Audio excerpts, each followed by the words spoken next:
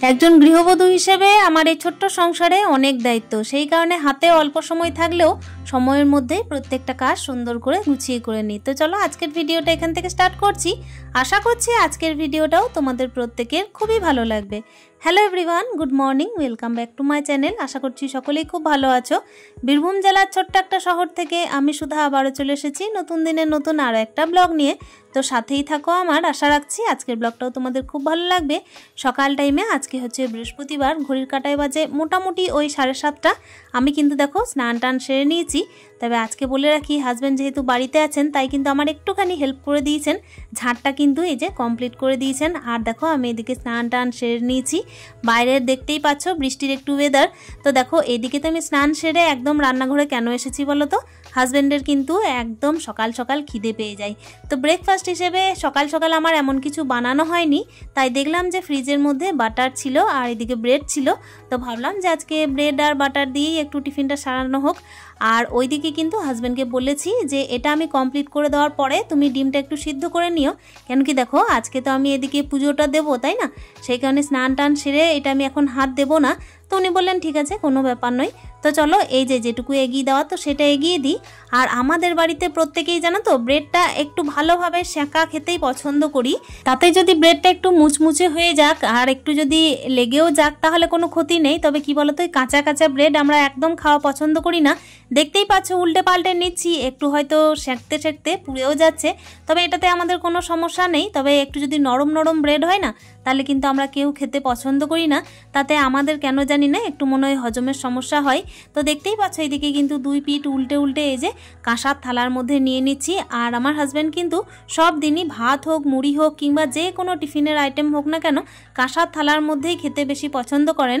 যে কোনো লাঞ্চের আইটেম কিংবা ডিনারের আইটেম কিংবা হচ্ছে ব্রেকফাস্টের আইটেম ওনার কিন্তু পছন্দ হচ্ছে কাঁসার থালাতে খাওয়া। তো এইভাবেই কিন্তু দিয়ে দিলাম আর চামচ দিয়ে দিয়েছি। উনি এদিকে কিন্তু ঠিকঠাকভাবে ব্রেড আর বাটারটাকে ঠিকঠাক অ্যাডজাস্ট করে খেয়ে নেবেন। আর ওদিকে ডিমটাও সেদ্ধ করে উনি ছাড়িয়ে নিয়েছিলেন। দেখতেই পাচ্ছ আমি কিন্তু এখন পুজোর বাসন টাসন ধুয়ে পুজোর ব্যবস্থা করব। ওই যে বললাম আজকে বৃহস্পতিবার, আর তার সঙ্গে না আজকে আমার হাতের মধ্যে একদম অল্প সময়। বলে রাখি আজকে কিন্তু একটু ডাক্তার দেখানোর বিষয় আছে।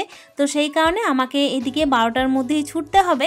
আর তার আগে সমস্ত কাজও কমপ্লিট করতে হবে, ছেলেকেও খাওয়াতে হবে। রান্না বান্না তো যদিও বা কমপ্লিট হয়ে যাবে, কিন্তু ঘরের তো আদার্স আরও কাজ আছে, তো সেইগুলোর দিকেও তো খেয়াল দিতে হবে।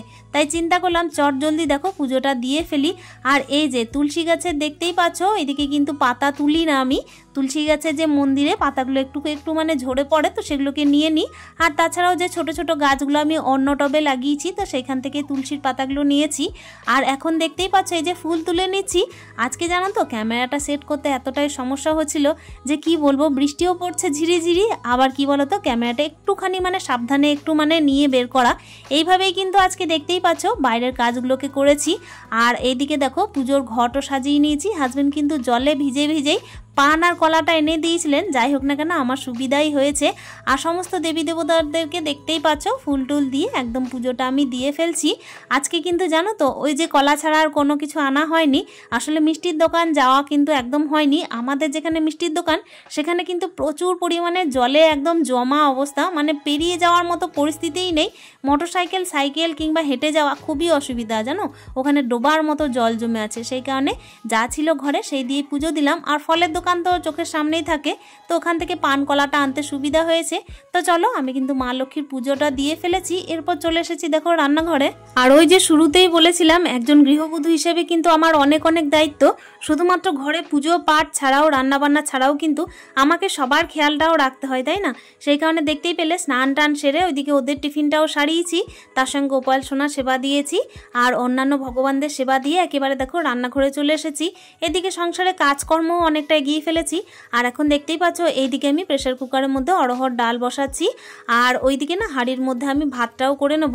তো চলো চটজলদি আজকে রান্না করব। বললাম আজকে কিন্তু নিরামিষ আইটেম করব। কালকে কিন্তু অনেক কিছুই রান্না হয়েছিল, মাছও ছিল ফ্রিজের মধ্যে। আর এদিকে মাটন তো হয়েছিল, মাটন যদিও বা নেই, কিন্তু আমার হাজব্যান্ডকে এদিকে ডিমের অমলেট লাস্টে করে দিতেই হবে। কেন কি দেখো ওনার কিন্তু এদিকে নিরামিষ খেতে খুবই অসুবিধা হয়। তা সত্ত্বেও কি করি, আমি নিরামিষের আইটেমই করি, কিন্তু শেষে কি করি একটা করে ডিমের অমলেট করে দিই। ছেলেকে আর হাজব্যান্ডকে, তো ওই দিয়েই কিন্তু ওদের ভালোভাবে চলে যাবে। তাই আজকে বললাম একটুখানি যদি আমি নিরামিষ আইটেম করি আর একদম সিম্পল মেনু করি তাহলে তো কোনো অসুবিধা নেই। বলছে না একদম সিম্পল মেনুই করো।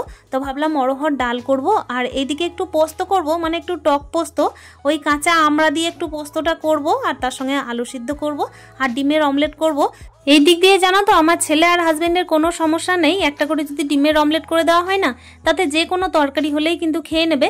তবে হ্যাঁ, নিরামিষ খেতে কিন্তু খুবই কষ্ট হয়। যাই হোক না কেন আমার জন্য তো নিরামিষ থাকবেই থাকবে, আমার জন্য অল্প স্বল্প ডাল পোস্ত হলেই হয়ে যাবে। আর এদিকে দেখতেই পাচ্ছ আমি কিন্তু প্রেসার কুকারের মধ্যেই আলুটা সিদ্ধ করতে দিয়েছি, তার সঙ্গে কিন্তু ওইদিকে দুটো মানে কাঁচা আমড়াও ভরে দিয়েছি। এটা সিদ্ধ হতে থাক আর ওইদিকে কিন্তু পোস্তটা বেটেও নিয়ে চলে আসবো।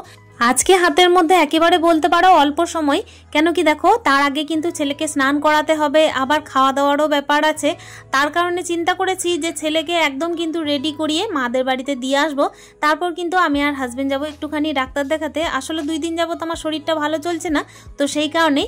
আর এই তো দেখতেই পাচ্ছ কথা বলতে বলতে কি যে চটজলদি আমি রান্নাটা করছি, হাতের মধ্যে যে বললাম হাতে কিন্তু একদম অল্প সময়।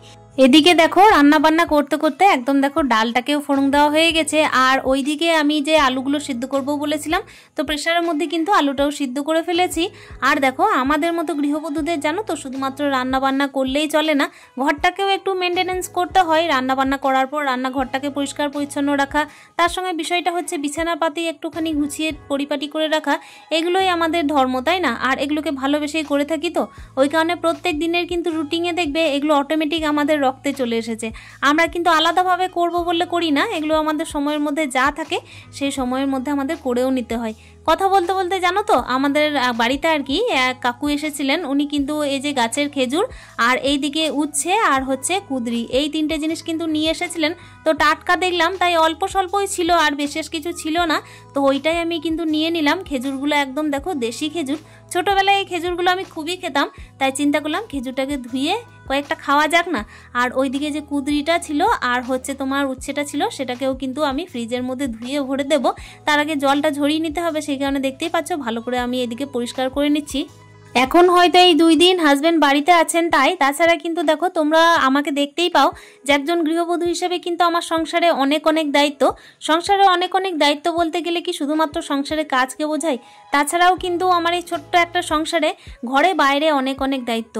ছেলের দায়িত্ব, নিজের দায়িত্ব, সংসারের দায়িত্ব, সংসারকে মেনটেন করার জন্য যে সমস্ত বিষয়বস্তুগুলো আমাদের এই আধুনিক যুগে দরকার সেইগুলোর দায়িত্ব, সমস্ত কিছুই কিন্তু আমাকে একা হ্যান্ডেল করতে হয়। আর এই সমস্ত কিছুই কিন্তু আমার এই ছোট্ট একটা সংসারকে ঘিরেই। তো দেখো কথা বলতে বলতে ওইদিকে আমি সমস্ত সবজি আর এই যে খেজুরটাকে ধুয়ে নিলাম, আর এটা কিন্তু একটু পরে ফ্রিজে ভরবো। তারপর দেখলাম দেখো এইদিকে ঝাঁটটা দিতে বাকি আছে, মানে কি বলতো বিকাল টাইমে তো আর সময় হয়ে উঠবে কিনা বুঝে উঠতে পারছি না, সেই কারণে চেষ্টা করলাম যে এখনই ঝাঁটটা দিয়ে ফেলি। আর বাইরে বাইরে কি বলতো বৃষ্টির একটু আবহাওয়া চলছে, তাই বাইরে তো মনে হচ্ছে না যাওয়া যাবে।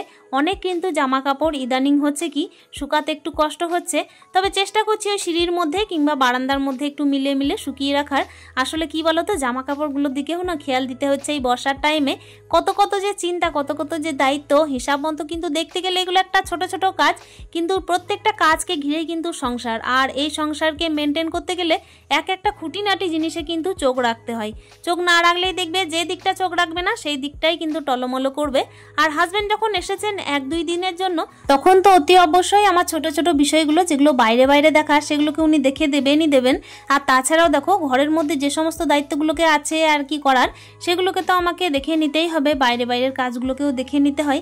তার সত্ত্বেও কি হয় কি বলতো একলা সংসারে কিন্তু মাথা ঘামানোর বিষয়টা আমারই বেশি থাকে।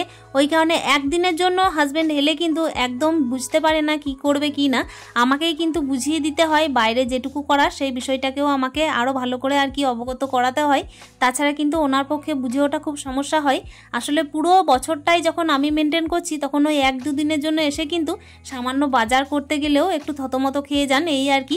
তো চলো সংসারের কাজ করতে করতে অনেক কথাই বলে ফেললাম। এদিকে দেখতেই পাচ্ছ ঝাঁটটা কমপ্লিট করে দিয়েছি, এখনো কিন্তু খাওয়া দাওয়া একদম হয়নি। ওই যে বললাম শেষে কিন্তু ডিমের অমলেটটা করতে হবে, তাই দেখো আবারও চলে এসেছি ঝাঁটপাট কমপ্লিট করে একদম ডিমের অমলেটটা করে নিতে। এদিকে কিন্তু আমার ছেলে বলল যে আমি একটু সয়াবিন খাবো, তো মাঝে কিন্তু ওকে সয়াবিনও করে দিতে হয়েছিল। আর এইদিকে দেখো একটা একটা করে কিন্তু ডিমের অমলেট করে ওদেরকে খাওয়া দাওয়া করতে দিয়ে দিয়েছিলাম। তাহলে বুঝতেই পারছো একলা সংসারে একজন গৃহবধূর কিন্তু অনেক অনেক দায়িত্ব। আর একজন গৃহবধূ হিসেবে কিন্তু এই ছোট্ট সংসারের আমার প্রত্যেকটা দায়িত্ব সুন্দর করে পালন করতেই হবে। এই তো দেখো একটা ডিমের অমলেট আমি করে নিয়েছি, তারপর কিন্তু আবারও একটা ডিমের অমলেট করে দুই বাবা আর ছেলেকে কিন্তু খেতে দিয়ে দিয়েছিলাম। তারপর দেখো বিছানার এই যে চাদরটা সকাল টাইমে ভালো করে ভাঁজ করা হয়নি, ঢাকা নিয়েছিলাম একটু যখন আর কি ঠান্ডা ঠান্ডা লাগছিল রাত্রিবেলায়, তো এই চাদরটাই আর কি আলমারি থেকে বের করেছিলাম, নতুন চাদর, ওটা একটু ভাঁজ করে সুন্দর করে রেখে দিয়েছি। বালিশগুলোকেও রেখে দিয়েছি, জানলাটাকেও সুন্দর করে খুলে দিলাম। আপাতত এখন তো বৃষ্টি হচ্ছে না, যাই হোক না কেন আজকের ভিডিওটা এই যে এখানে বিছানা টিছানা গুটিয়ে জানলাটা খুলে এখানেই শেষ করার চেষ্টা করছি। আশা করছি আমার এই দায়িত্বপূর্ণ সংসারের প্রত্যেকটা ভিডিও তোমাদের খুব ভালো লেগেছে। দেখা করছি নেক্সট ভিডিওতে। স্টে হ্যাপি, হ্যাপি মন, টাটা।